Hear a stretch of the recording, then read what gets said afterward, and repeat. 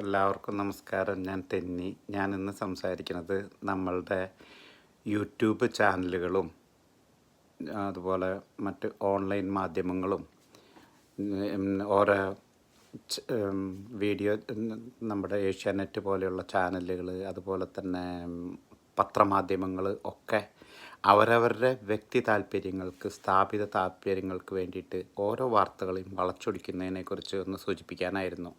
ഇതിന് ഏറ്റവും സിമ്പിളായിട്ടുള്ളൊരു ഉദാഹരണമാണ് നമ്മളുടെ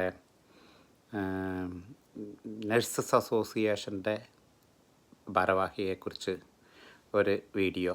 അത് ഒന്ന് നിങ്ങൾ അതേക്കുറിച്ച് പറയുന്ന മറുനാടൻ മലയാളി എന്ന് പറയുന്ന ആളുടെ വീഡിയോ ഒന്ന് കണ്ടു നോക്കുക. അത് കണ്ടു കഴിഞ്ഞാൽ ഏറ്റവും നല്ല ഒരു നേതാവായിട്ട് ആൾക്ക് തോന്നുന്നു.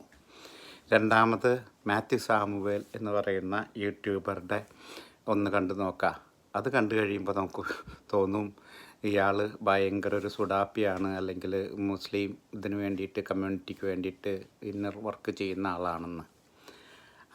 അത് കഴിഞ്ഞിട്ട് നിങ്ങൾ i2i ന്യൂസ് എന്ന് പറഞ്ഞിട്ടൊരാളുടെ വീഡിയോ ഒന്ന് കണ്ടു നോക്കുക. അപ്പോൾ നിങ്ങൾക്ക് മനസ്സിലാവും ഇയാൾ ഇങ്ങനെയൊന്നുമല്ല കാശിന് വേണ്ടിയിട്ട് നമ്മളുടെ ക്രിസ്ത്യൻ മാനേജ്മെൻറ്റോ അല്ലെങ്കിൽ ഏത് മാനേജ്മെൻറ്റിൻ്റെയും വിടുപണി ചെയ്യുന്ന ആളാണ് എന്ന്. അപ്പോൾ ഇനി നിങ്ങൾക്ക് നേരിട്ട് ഈ വ്യക്തിനെ അറിയുക അല്ലെങ്കിൽ ഇതിനോട് ബന്ധപ്പെട്ടുള്ള കാര്യങ്ങൾ മനസ്സിലാക്കുക ചെയ്ത് കഴിയുമ്പോൾ നിങ്ങൾക്ക് മനസ്സിലാവും അവനവൻ്റെ സ്ഥാപിത താല്പര്യങ്ങൾക്ക് വേണ്ടിയിട്ട് ഓരോരുത്തരും ഇതിനകത്ത് എന്തൊക്കെ ആണ് ആഡ് ചെയ്യുന്നതെന്ന്. അതുകൊണ്ട് നിങ്ങൾ കാണുന്ന ഒരു മാധ്യമത്തിനെയും ഒരു വാർത്തകളെയും വിശ്വസിക്കരുത്. KPCC പ്രസിഡൻറ്റിനെ കുറിച്ച് ഇതുപോലെ ഒരുപാട് കാര്യങ്ങൾ വന്നു, ശശി തരൂരിനെ കുറിച്ച് കാര്യങ്ങൾ വന്നു.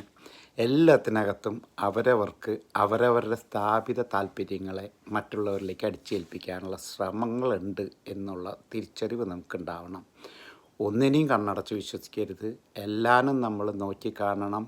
എല്ലാത്തിൻ്റെയും ഭാഗത്ത് കുറേശ്ശെ ശരികൾ ഉണ്ടാവുമെന്നും വരാം. അല്ലാതെ ഒരു ഇതിനെയും നമ്മൾ ഒഴിവാക്കി നിർത്തല്ല ചെയ്യേണ്ടത് എന്നാണ് ആ ഒരു കാര്യത്തെക്കുറിച്ച് നിങ്ങളോട് പറയാനുള്ളത്. നിങ്ങൾക്കിത് ഇഷ്ടപ്പെട്ടു എങ്കിൽ നിങ്ങൾ ലൈക്ക് ചെയ്യുക. നിങ്ങൾക്കിത് ശരിയാണ് എന്ന് തോന്നുന്നുണ്ടെങ്കിൽ നിങ്ങൾ എപ്പോഴും ഇതുപോലെ വ്യത്യസ്തമായിട്ടുള്ള മീഡിയകൾ കാണാൻ ശ്രമിക്കുക. ഞാൻ വേറൊരു ഉദാഹരണം പറയാം. ഞാൻ ചാലക്കുടിക്കടുത്ത് മേലൂർ നാട്ടുകാരനാണ്. ഞങ്ങളുടെ അവിടെ 1982 കാലഘട്ടത്തിനകത്ത് ഒരു ഇരട്ട കൊലപാതകം നടന്നു. അതേക്കുറിച്ചുള്ള അന്നത്തെ റിപ്പോർട്ടുകൾ ഞാൻ കണ്ടായിരുന്നു. ദേശാഭിമാനിക്ക് അത് ഒരു ആൾക്കൂട്ട കൊലപാതകമായിരുന്നു, മനോരമയ്ക്ക് അത് ഭയങ്കര രാഷ്ട്രീയ കൊലപാതകമായിരുന്നു. അപ്പം